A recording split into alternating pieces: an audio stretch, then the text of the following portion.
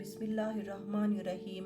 अल्हम्दुलिल्लाहि रब्बिल आलमीन वस्सलातु वस्सलामु अला सय्यिदिल अंबियाइ वल मुरसलीन व अला आलिहि व अस्हाबिहि अजमईन। अस्सलामु अलैकुम व रहमतुल्लाहि व बरकातुहू। नाज़रीन व सामाईन, आज का हमारा मौजू निहायत अहम और बाबरकत है, नीयत और इखलास। अल्लाह ताला ने कुरान पाक में इरशाद फरमाया है, हुक्म दिया गया था उन्हें मगर ये कि इबादत करें अल्लाह ताला की दीन को उसके लिए खालिस करते हुए बिल्कुल एकसू होकर, और कायम करते रहें नमाज और अदा करते रहें ज़कात, और यही निहायत सच्चा दीन है। सूरह अल-बय्यिना आयत नंबर 5। और अल्लाह ताला का इरशाद है, नहीं पहुँचते अल्लाह ताला को उनके गोश्त और ना उनके खून, अलबत्ता पहुँचता है उसके हुजूर तक़वे तुम्हारी तरफ से। सूरह अल-हज आयत 37। और अल्लाह ताला का इरशाद है, अगर तुम छिपाओ जो कुछ तुम्हारे सीनों में है या जाहिर करो, उसे जानता है उसे अल्लाह ताला। सूरह आले इमरान आयत 29। इखलास दरअसल दिल की वो पाकीज़गी है जिसमें इंसान का हर कौल और अमल सिर्फ और सिर्फ अल्लाह ताला की रज़ा के लिए हो, ना कि दिखावा, शोहरत या किसी दुनियावी मकसद के लिए। ये एक ऐसी खूबी है जो न सिर्फ हमारे आमाल को अल्लाह के नज़दीक काबिल कबूल बनाती है, बल्कि हमारे दिल और किरदार को भी संवार देती है। किसी भी अमल को कैसे काबिल कबूल बनाएं? कुरान पाक से और रसूलुल्लाह सल्लल्लाहु अलैहि वसल्लम के तरीक़े के मुताबिक अमल करने से। इंसान के लिए ये सोचना ज़रूरी है कि मेरा ये अमल अल्लाह के नज़दीक कैसे काबिल कबूल हो सकता है।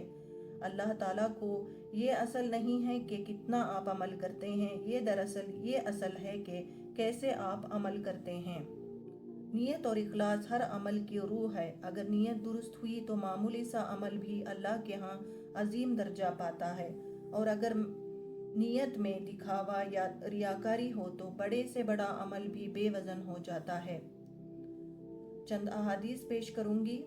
रसूलुल्लाह सल्लल्लाहु अलैहि वसल्लम ने फरमाया, आमाल का दारो मदार नीयतों पर है। हर शख्स को वही कुछ मिलेगा जिसकी उसने नीयत की हो। जो शख्स अल्लाह और उसके रसूल के लिए हिजरत की नीयत करेगा तो उसकी हिजरत अल्लाह और रसूल के लिए की तरफ होगी। और जिस शख्स की नीयत या हिजरत दुनिया की तरफ हो कि उसे हासिल करे, या किसी औरत की नीयत से कि उससे निकाह करे, तो उसकी हिजरत उसी तरफ है जहाँ की उसने नीयत की हो।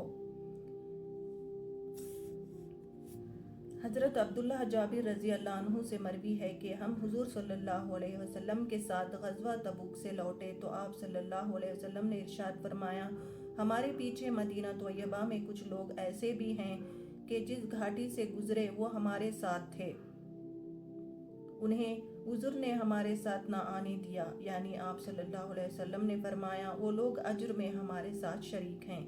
हज़रत अबू हुरैरा रज़ी अल्लाह अन्हु से मरवी है, रसूलुल्लाह सल्लल्लाहु अलैहि वसल्लम ने फरमाया, अल्लाह ताला ना तुम्हारे जिस्मों को देखता है और ना ही तुम्हारी सूरतों को, बल्कि वो तुम्हारे दिलों को देखता है। हज़रत अबू हुरैरा रज़ी अल्लाह अन्हु से मरवी है, फरमाया रसूलुल्लाह सल्लल्लाहु अलैहि वसल्लम ने, बा जमाअत नमाज अदा करने से बाजार या घर में अदा करने की नियत निस्बत 23 से 30 तक सवाब मिलता है, 30 गुना तक सवाब मिलता है। और ये इसलिए कि जब एक शख्स वज़ू करता है फिर मस्जिद में आता है और उसकी नीयत सिर्फ नमाज अदा करने की होती है, वो सिर्फ नमाज ही के लिए उठता है, जो कदम उठाता है उससे उसका एक दर्जा बुलंद कर दिया जाता है और उसका एक गुनाह माफ़ कर दिया जाता है, यहाँ तक कि मस्जिद में पहुँच जाता है। और जब मस्जिद में दाखिल हो जाता है और जब तक नमाज के इंतज़ार में बैठा रहता है, नमाज ही में होता है। तुम में से जो शख्स जब तक इस जगह पर बैठा रहता है जहाँ उसने नमाज अदा की, फरिश्ते उस पर सलाम भेजते रहते हैं और कहते हैं, ऐ अल्लाह उस पर रहम फरमा, ऐ अल्लाह उसको बख्श दे, ऐ अल्लाह उसकी तौबा कबूल फरमा। और जब तक उसका वज़ू ना टूटे या किसी को तकलीफ ना दे, ये सिलसिला जारी रहता है। मैं आपके सामने एक वाक़या बयान करना चाहती हूँ जो आप सल्लल्लाहु अलैहि वसल्लम के ज़माने से पहले भी का वाक़या है। हज़रत अबू अब्दुर्रहमान अब्दुल्लाह रज़ी अल्लाह अन्हु से मरवी है, फरमाया रसूलुल्लाह सल्लल्लाहु अलैहि वसल्लम को ये फरमाते सुना, तुमसे पहले ज़माने की बात है कि 3 शख्स सफ़र पर रवाना हुए। وہ رات گزارنے کے لیے ایک غار میں داخل ہوئے۔ پہاڑ سے ایک چٹان گری اور غار کا منہ بند ہو گیا۔ انہوں نے آپس میں کہا کہ اس چٹان سے نجات کی صورت یہی ہے کہ ہم سب اللہ تعالیٰ سے اپنے نیک اعمال کا واسطہ سے دعا کریں گے۔ ان میں سے ایک شخص نے کہا، اے اللہ، میرے والدین بہت ضعیف تھے، میں ان کو دودھ پلانے سے پہلے اپنے بچوں اور خادموں کو دودھ نہیں پلاتا تھا۔ ایک دن میں درختوں کی تلاش میں دور نکل گیا اور جب لوٹا تو وہ سو چکے تھے۔ میں نے ان کے لیے دودھ دوہا اور دیکھا کہ سوئے ہوئے ہیں۔ مجھے انہیں جگانا بھی پسند نہیں تھا اور ان سے پہلے اہل و عیال کو دودھ پلانا بھی ناگوار تھا۔ میں رکا رہا، پیالہ ہاتھ میں تھا۔ میں ان کے جاگنے کے انتظار کر رہا تھا حتیٰ کہ صبح ہو گئی۔ بچے میرے پاؤں سے چمٹ کر بھوک کی وجہ سے چلا رہے تھے۔ میرے والدین جاگے اور انہوں نے دودھ پیا۔ اے اللہ، اگر میں نے یہ تیری رضا کی خاطر کیا ہے تو میں نے یہ اللہ کی رضا کی خاطر کیا تھا تو ہمیں اس چٹان کی مصیبت سے نجات عطا فرما۔ چٹان تھوڑی سی سرک گئی لیکن وہ اس سے نکل نہ سکتے تھے۔ دوسرے نے کہا، اے اللہ، میری ایک چچا زاد تھی جو مجھے تمام لوگوں سے زیادہ محبوب تھی۔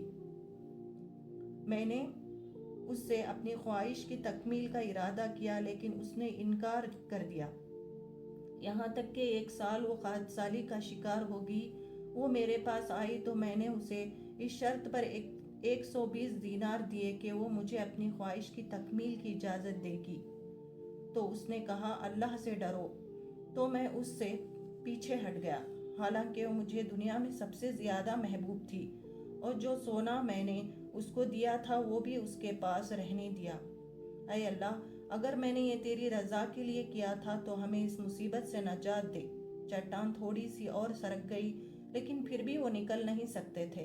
تیسرے نے کہا، اے اللہ، میں نے کچھ لوگ اجرت پر رکھے اور سب کو اجرت ادا کر دی، سوائے ایک آدمی کے کہ وہ اپنا حصہ چھوڑ کر چلا گیا۔ میں نے اس کی اجرت کو تجارت وغیرہ میں لگایا حتیٰ اس سے بہت زیادہ مال اکٹھا ہو گیا۔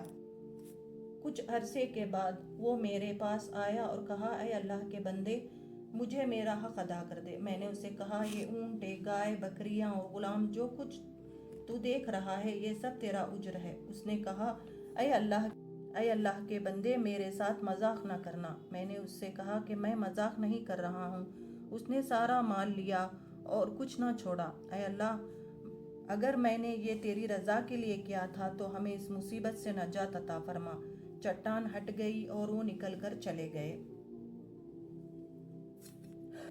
ہمیں اس سے کیا سبق حاصل ہوتا ہے کہ ہمارے ہر اعمال صرف اللہ کی رضا کے لیے ہو، اور جب بھی ہماری زندگیوں میں تکلیفیں یا پریشانیاں لاحق ہوں تو ہماری اعمال کے وسیلے سے ہم دعا مانگ سکتے ہیں اور نبی کریم صلی اللہ علیہ وسلم کے وسیلے سے دعا مانگ سکتے ہیں۔ پیارے بھائیوں اور بہنوں، ہمیں اپنی زندگی کے ہر قول و فعل میں نیت اور اخلاص کو سامنے رکھنا چاہیے۔ نیت کو درست کیے بغیر کوئی عمل اللہ کے نزدیک مقبول نہیں ہو سکتا۔ صحابہ کرام رضی اللہ عنہ کی زندگیاں اس بات کی روشن مثال ہیں کہ وہ ہر کام صرف اللہ کی رضا کے لیے کرتے تھے۔ آئیے ہم سب یہ عہد کریں کہ عبادات، معاملات، تعلیم، خدمت یا روزمرہ زندگی کے کسی بھی کام میں ہماری نیت صرف اور صرف اللہ تعالیٰ کی خوشنودی ہو۔ اللہ تعالیٰ ہمیں اخلاص کے ساتھ نیک اعمال کرنے کی توفیق عطا فرمائے اور ہماری زندگیوں کو ایمان و عمل صالح سے مزین کرے۔ آمین ثم آمین۔ وآخر الدعوانا ان الحمد للہ رب العالمین۔